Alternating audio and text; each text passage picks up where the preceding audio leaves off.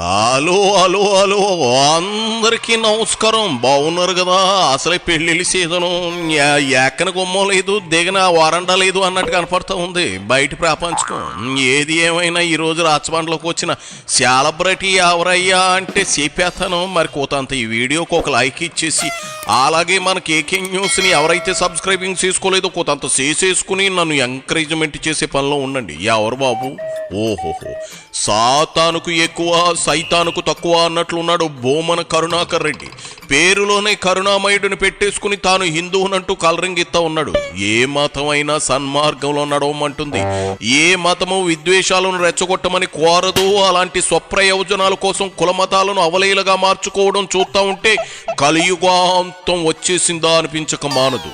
ఏ దేవుడైనా ఎవరి దేవుడైనా పొరుగువారు వారిని ప్రేమించండి, మానవ సేవే మాధవ సేవ అని చెబుతుంటే పదే పదే డబ్బు కోసం అధికారం కోసం దేవుళ్లతోనే రాజకీయం చేస్తా ఉన్నారు.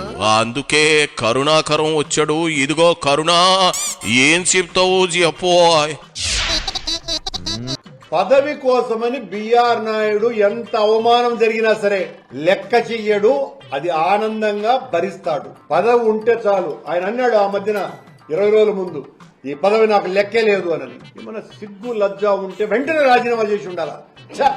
ఇలాంటి విమర్శలు ఎదుర్కొనే పరిస్థితి నాకు రాకూడదు అని ఆ పరిస్థితి లేకుండా పోయింది. నిజానికి చంద్రబాబు గారు ప్రవర్తన మరో రకంగా ఆలోచిస్తే ఒక అపరిచితునిలాగా జరిగింది. చంద్రబాబు గారి ప్రవర్తన కూడా నిన్న ఒకవైపున దూరం పెట్టినట్టుగానే ఉంది, మరోవైపున ఆయన వెనకే నక్కి నక్కి ఉన్నట్టుగా ఉంది. ఆ నక్కి నక్కి ఉండటాన్ని చూస్తే చంద్రబాబు గారు అర్ధచంద్రాకార ప్రయోగం చేయలేదు గాని అంతకంటే అవమానంగా బిఆర్ నాయుడు గారిని చూసినట్టే ఉన్నది. నీ తాసారావుల బొడ్డు ఇగో పార్టీ సాంకనాకి పోయేసరికి ఆలిపిరి మెట్ల దగ్గర కానీ చిలక జోస్యం చెప్పుకుంటా ఉన్నావా కరుణాకరం? లేకపోతే చంద్రబాబు బిఆర్ నాయుడు గురించి లోపల ఏమనుకుంటున్నాడో నీకెలా తెలుసు? 20 కోట్ల లడ్డూల్లో సుక్క పాలే లేని కల్తీనే కలిపేసి నువ్వే ఇప్పుడు గాడిదలో ఓనర్ పెడతా ఉంటే మార్పింగ్ వీడియోలు, డీప్ ఫేక్ వీడియోలు అని తేలిపోయాక కూడా బిఆర్ నాయుడు తన పని తాను చేసుకుపోవడంలో తప్పేముంది కరుణ? నీ పేరులో ఉన్న కరుణ నీ మాటల్లో, నీ వ్యవహార శైలిలో లేకపోతే ఎట్టా? యాదవ సాపి మ్యాటర్ ఏందో చెప్పు. బిఆర్ నాయుడు వీధిలో ఉండలేడు, ఇంటిలోకి రానియరు అన్నట్టుగా ఆయన పరిస్థితి. టీటీడీ చరిత్రలోనే ఇంత అవమానింపబడ్డటువంటి వ్యక్తి మొట్టమొదటి ఆఖరు అధ్యక్షుడు బిఆర్ నాయుడు గారే. ఇక ఆయన్ను చూస్తే ఎవరైనా చిన్న మర్యాద అయినా ఇస్తారా? నిన్న జరిగినటువంటి సంఘటనతో, 20 రోజుల క్రితం జరిగిన సంఘటనతోనే బుద్ధుండేవాడు ఎవడైనా ఉంటే వెంటనే రాజీనామా చేసి ఉండాలా.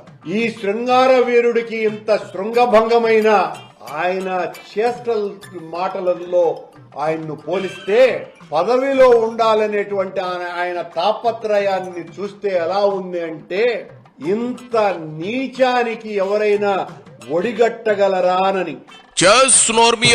చంద్రబాబు నిజంగా బిఆర్ నాయుడిని చిన్న చూసే పని అయితే అసలు ఆ ప్రోగ్రామ్ కు రమ్మని పిలిచేవారే కాదు కదా. ఈ చిన్న లాజిక్ ఎట్ట మిస్ అయ్యావు అంటే నువ్వేంది? నువ్వు అనేది ఏంది? బాబు వద్దన్న బిఆర్ నాయుడు వచ్చి కలిశాడా? ఏం మాట్లాడుతూ ఉన్నావు కరుణాకరం? సిగ్గులేనమ్మా, చీరెత్తి మోకం దాచుకుందని వెనకటికి ఓ మూతక సామెత మా ఊరు సర్పంచ్ ఎప్పుడు చెబుతూ ఉండేవాడు. అది అప్పుడు అర్థం కాలేదు. ఇదిగో ఇప్పుడు నువ్వు మాట్లాడుతూ ఉంటే అది నీలాంటి వాళ్ళ గురించే ఆయన చెప్పి ఉంటారని అనిపిస్తా ఉంది. ఏది ఇదిగో ఇలాంటి సామెత ఏదైనా రాసుకొచ్చేవా? ఒక్కటి వదులు చూద్దాం. మగవుల మధ్య మగతనం లేనోడు నిల్చున్నట్టున్నట్టే. ఇంతగా ఎవరూ ఆదరించినటువంటి మనుషుల మధ్య పదవిలో కొనసాగటం అంటే అంతకంటే అర్థం లేదు ఆయన మాటలలో. ఎందుకయ్యా? తీసేయటానికేమో చంద్రబాబుకు భయం. యాడా ఈ బిఆర్ నాయుడు, ఈ కూటమిలో ఉండేటువంటి లోపాలన్నీ బిఆర్ నాయుడు ఎక్కడెత్తుతాడో అనేటువంటి భయం. మింగలేక కక్కలేక ఉండేటట్టుగా ఉంది చంద్రబాబు నాయుడు గారి పరిస్థితి. ఉండలేక వెళ్ళలేక ఉండేటట్టుగా ఉంది పరిస్థితి బిఆర్ నాయుడుది. అంత తమాషగానే ఉండదు చూడండి. దొందే ఇద్దరిది అక్రమ పొందే. అన్ని వింతలే జరుగుతున్నాయి. తిరుమల తిరుపతి దేవస్థానంలో చంద్రబాబు గారి వ్యవహారాల వలన. మొత్తానికి ఇద్దరు స్వామి ద్రోహులే, హైందవ ద్రోహులే. నీ దగ్గర పంపు చెట్టు కాడ వేసుకునే జోకులు సామెతలు చాలానే ఉన్నాయి కరుణాకరం.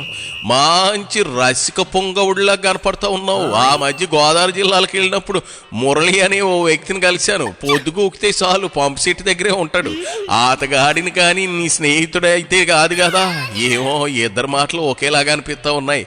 అయినా చంద్రబాబు మనసులో ఏముందో, బిఆర్ నాయుడు మనసులో ఏముందో అట చెప్పేస్తా ఉన్నావు కరుణ. ఏదైనా సాతాను మంత్రం నేర్చుకున్నావా ఏంది? అంటే మెంగలేక కాక్కలేక ఇద్దరు గిలగిల్లాడుతున్నారంటావు. మరి అంబటి ఆ వంతి గోరింట్ల మాధవులు రెడ్ హ్యాండెడ్ గా పట్టుబడినప్పుడు జగన్ పరిస్థితి కూడా ఇదేనా? ఏం లేదు, క్లారిటీ కోసం అడుగుతూ ఉన్నాను. ఇంకెంత కాదన్నా జగన్ మనసు ఎరుగునోడు కదా.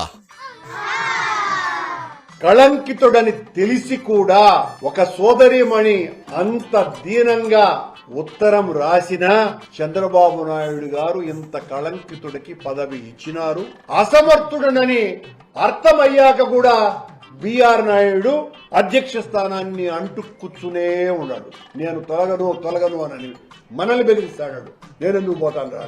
మేమేదో ఆయన్ను గట్టిగా ఒత్తిడి పెడుతున్నట్టుగా ఉంటే అసహ్యం అని చెప్తున్నాం.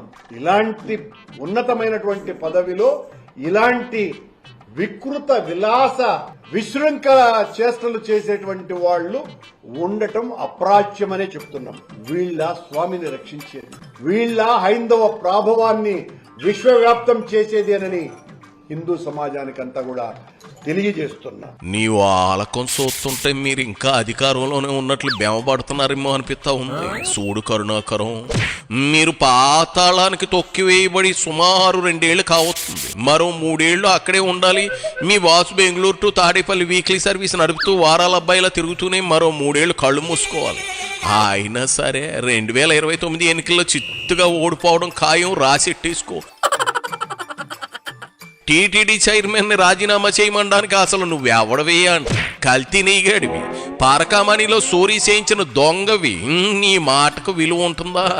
వెళ్ళి కన్ఫెషన్ రూమ్ లో ల్యాంపులు వేసుకో పో. కరుణాకరం వెళ్ళు. ఆ స్వామి గారి సంగతి ఏమో గాని మీ ప్రభువు మాత్రం మీ అబద్ధాలను క్షమించడు. బయలుదేరు. పశ్చత్తాపనమించిన ప్రాయశ్చిత్తం లేదు, ఆ పని మీద ఉండు.